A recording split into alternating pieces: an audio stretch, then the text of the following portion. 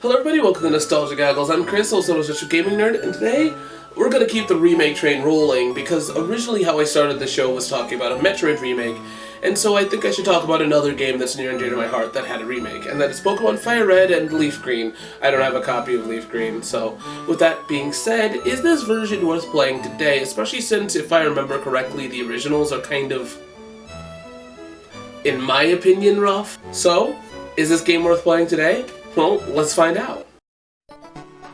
So the story of Pokemon Fire Red and Leaf Green is the story of Pokemon Red and Blue and Green, is where you're a child that gets recruited by Professor Oak to collect Pokemon, collect gym badges, and defeat the Elite Four, and that's pretty much the story of this game. Oh, also, there's Team Rocket along the way, and there's stupid hijinks. There's not really a solid narrative to this Pokemon game, and nor would I say there is to most. I feel like we're getting there, and I feel like some games, you know, push you through the narrative better, or at least feel like there's more story, but really when it gets right down to it, I guess the best way to say it is you gotta catch them all. I said that out of like 1990s/2000s nostalgia of years upon years of hearing gotta catch them all, gotta catch them all! So really when it gets right down to it, there's not much more story, except there is a post game to this, but I'm not gonna get into that because it's a post game, so like, play the game, you know, or look it up. You do whatever you do. I'm not gonna spoil the story of the post game. Just go check it out. Just play the game and check it out if you're that curious. But first, watch this video. With that being said, let's move on to the gameplay. So when it gets right down to it, the gameplay of Pokemon Fire Red and Leaf Green is just, well, it's a remake of Pokemon Red and Blue, or in Japan, Red and Green, with slight Ruby and Sapphire flavoring.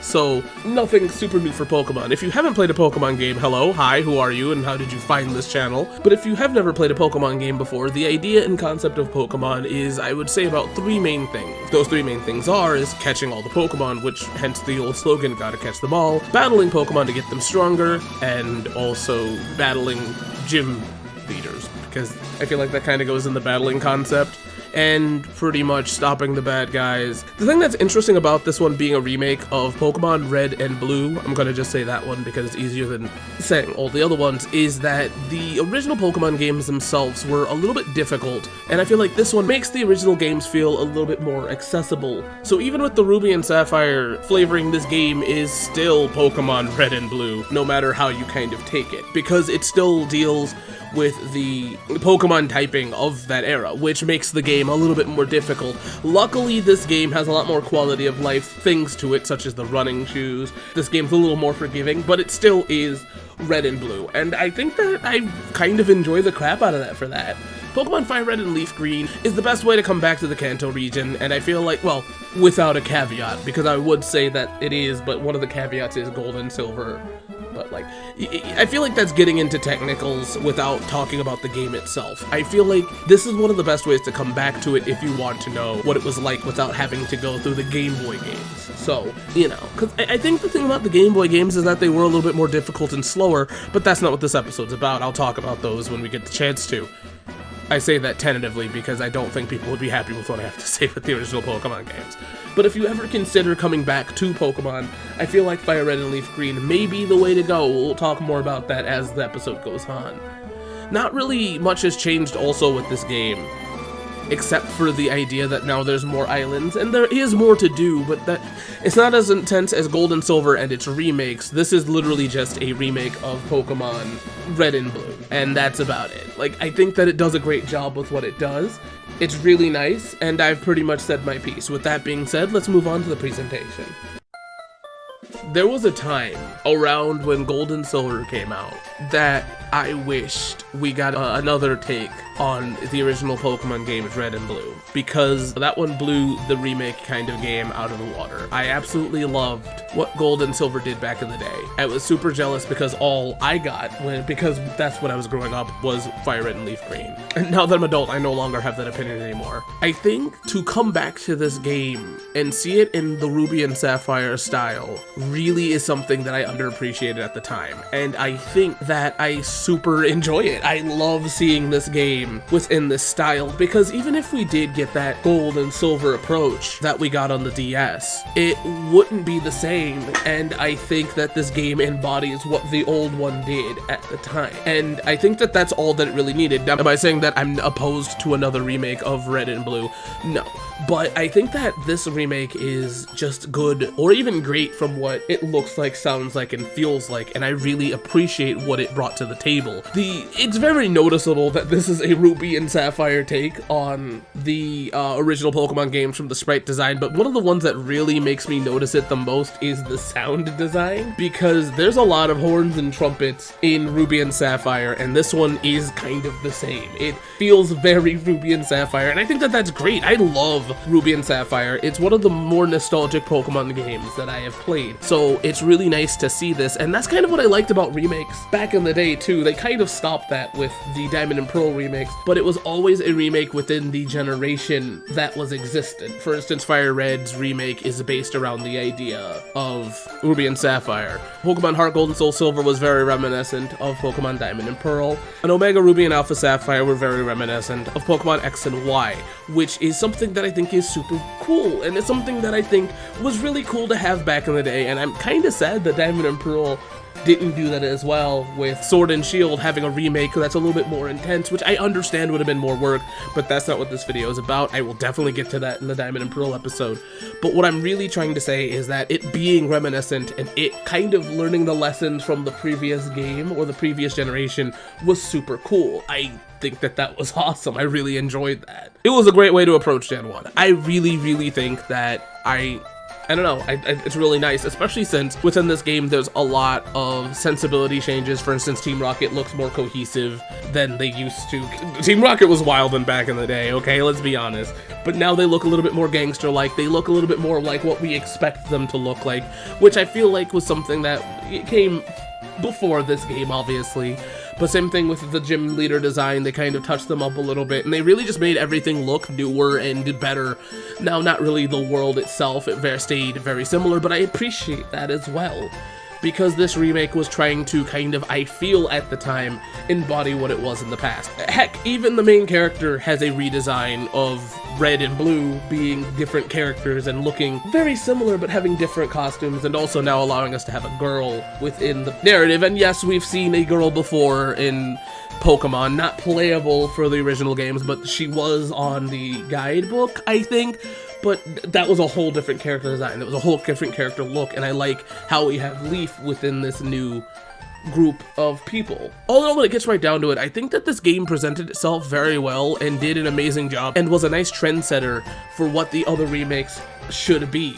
And the thing that's really interesting is that at the time we didn't expect there to be more Pokemon remakes, at least I didn't.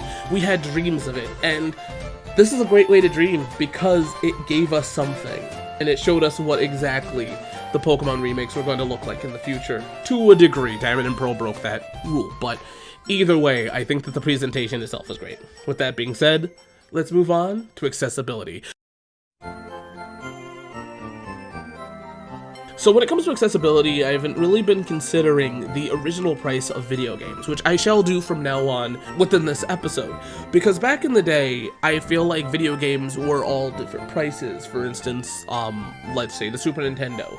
Those video games had varying prices. So why is this important, mind you? Well, because with Pokemon, I looked on it on eBay, and I was like, wow, these games are super expensive.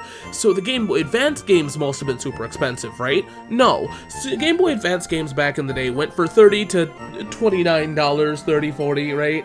So with that being said, with the prices that I saw, I was sitting there going, oh, for time, it makes sense that they'd be up there, me expecting to see the Pokemon Fire Red and Leaf Green games for about $50 or $60. I would say that that would be the right amount of a mock-up. Too bad these games goes for $100 each. Yes, there are cheaper versions of this game, but I have to warn you that there are definitely bootlegs.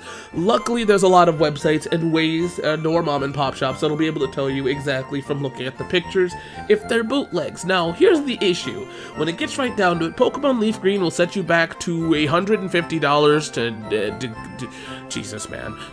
And that's even without a box or a manual. I've seen a few that go for less, but you gotta really be skeptical. I feel like if the game is like under $60, be fucking careful. Fire Red will set you back $109 to $130 to more.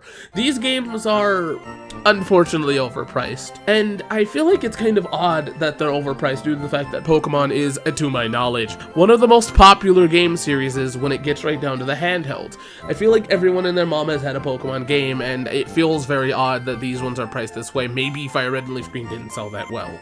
But when it gets right down to it, it seems that Fire Red is way more accessible than Leaf Green, and that might just be it, or I might just be coming across a lot of bootlegs, because once again, Pokemon are some of the most bootlegged games out there. So, when it gets right down to it, be very careful when you're shopping for these games, and as much as I hate to say it, there's not really much I can recommend due to the fact that bootlegs are super unreliable and also just not legal. Look, I normally don't like to advocate for emulation, but like, Nintendo's kind of making us do this, especially since when it gets right down to it, there isn't an accessible way to play these games. Pokemon is one of the most inaccessible games once the generation is over. They just expect you to keep the games and yada yada, and I think that it kind of sucks. We'll talk about this as time goes on, but with that being said, I don't feel too bad about arguing the idea of emulation, only because we do have NSO. We have the Game Boy Advance, and I feel like it'd be really cool if they found a way to be able to emulate it and to be able to keep it the way that it is. With what I mean by that is allowing you to trade back and forth through at least that generation specifically. And maybe they don't know exactly how to really re-release these games due to the fact that there is a trading mechanic, and that might be the only thing that's holding them back. I don't know. I'm not a speculation channel, but I do think that kind of sucks, especially since we don't need the trade. We're playing the old Pokemon games. It's nice to have that option, but I feel like if that's the only thing holding you back, then just stop. I don't know, maybe just kind of try to give us a re-release of Pokemon. Heck, if you made a Pokemon Red collection between Pokemon Red, Blue, Green, and whatever, and allowed us to have that, and also allowed Fire Red and Leaf Green to be on that cartridge, I would buy it. Heck, I would even buy a digital-only version of these games if you could just have them be released and more accessible. Pokemon's a great series. It's one of my favorites, and it sucks that once they move on from a generation, they just kind of leave it behind. So with that being said, let's move on to the goods and the bads. When it gets right down to it, Fire Red and Leaf Green does a really good job at being a remake of the original Pokemon game, and technically making it more accessible. I think that it does a really great job, but to be fair here, Pokemon has been doing a really great job for years. I think that this game shows really how good Red and Blue were, or at least we felt that it was. Because it keeps everything intact, but also the stuff that it adds new doesn't feel intrusive, and I think that I just really enjoy it. I really enjoy what this did. It was a really great way for me to go back to my first Pokemon game. Yeah, I am that old. I played Pokemon Red and Blue first. I would technically say that Gold and Silver was the one that I got into. But when it gets right down to it, this is the first one, and it was really nice to come back to this one. It was really nice to see the new designs of Pokemon, new designs of trainers, new designs of you in general, and also being able to play as a female character in the old generation was nice as well. I think that all in all, this remake does a really, really good job at being a remake. And I feel like what they did works out very well with it. I think that it's nice to have this. I think that there's obviously some new things that have come into this game, but I can't sit and remember it because it's been so long since I've even touched Pokemon Red and Blue. I haven't touched the original one since COVID, and I played that for like 5 minutes. Anyways. With that being said, I really do appreciate what this did, and, you know, I think that it's a really good remake, and it's not completely perfect, but that might just be for other reasons. With that being said, let's move on to the bads. I feel super nitpicky with this segment, because there is definite nitpicky things. Some of the things that I can consider bad are things that were already in the Pokemon series, such as some of the gym gimmicks are not fun for me, especially Lieutenant Surge, but I feel like that was the way it was originally, so I can't sit here and kind of complain about that because this is a remake, so there's nothing they could really do, and if I complain about that, that makes me defeat my purpose of saying that I really like how they didn't change too much, so it's not really a bad, but I do feel like it's more of an annoying, and I think it's something that, heck, I think that maybe if I can articulate what I'm trying to say right here, one of the biggest detriments to this game is the fact that it is such a good remake that if you are not into the classic Pokemon bullshit, you're not going to be here for this game. Despite how good this remake is, despite how faithful this remake is, I feel like if you do not like what the original games were about, within it coming to difficulty and bullshit that the game put you through, this game most definitely is not for you. And I feel like it's a little bit better. There are better quality of life things here. If you're looking to get back to Kanto and you're looking for an easy way to go, I think that the Let's Go Pikachu and Eevee games are more for you. And that's kind of rough to say. Not that those games are bad, I enjoyed them, but I feel like if you're looking for like a super coasty experience, a more modern experience, an easier experience, I feel like that's the way to go. But if you don't mind the difficulty that does come from this game, because it is a little bit more difficult, at least in the idea of what we have now, I think that this might not be for you, but I would definitely recommend trying it because it's Pokemon. Once you get down what you need to do, and once you get past the part that, you know, typing is a little bit weird or whatever you want to say, I think that you'll have a really good time because this remake does a great job at remaking itself. But goddamn, I don't know. I really don't know where the Pokemon audience is. I don't know where Pokemon, because I've heard people complain about it being too easy, but I don't know where your limit of Pokemon is because I don't really talk to people about Pokemon like that. Most of my friends don't play it. I only have one friend that I know that plays Pokemon and they only play the classic ones. So I'm just assuming from the way Pokemon is now, this might be a little rough to come back to, but it's worth it once you do. I feel like, and by the way, there's a massive bias. This is like the Pokemon game that I grew up with, so of course I'm gonna be a little bit more on the bias side, but I will say just give it a try. And another thing, if I can say one last thing about the bads about this game, is the fact that there's not really an accessible way to play this, nor is there an accessible way to get this game through to its fullest due to the fact that we can no longer trade Pokemon. And that kind of sucks. There's not really many ways to play this outside of the original version, legally. But it really sucks that Pokemon Company hasn't really put the effort into making these games a little bit more accessible, and I understand that, you know, every couple gaming generations it's going to be inaccessible again, but I feel like maybe the way to remedy that is to, I don't know, I'm not a game designer, but I feel like it still sucks that this game is not super accessible. And once again, I know that you could say, oh, well, what about Let's Go Pikachu and Eevee?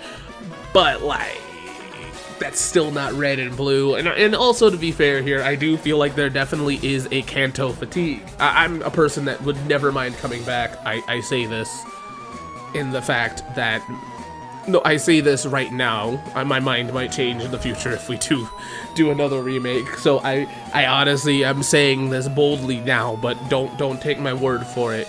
But I do kind of see why they might not come back to this game. Instead of having to make a remake ever so often, you have a perfectly good one.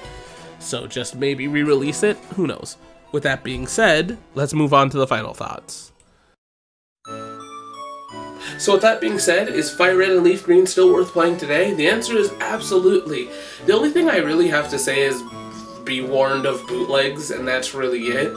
And even then, if that's something that doesn't bother you, go for it. Some bootlegs work out very well and some don't, but I don't get into that in the show. All I'm saying is that I think that this game holds up, and I do think, like I said in my episode, the only real flaw that I have with this game, realistically, isn't even a game issue. It's the companies that are holding it, and I really do wish that it was more accessible. But hey, what are you gonna do? With that being said, I'll see you guys here next time on Nostalgia Goggles. Bye!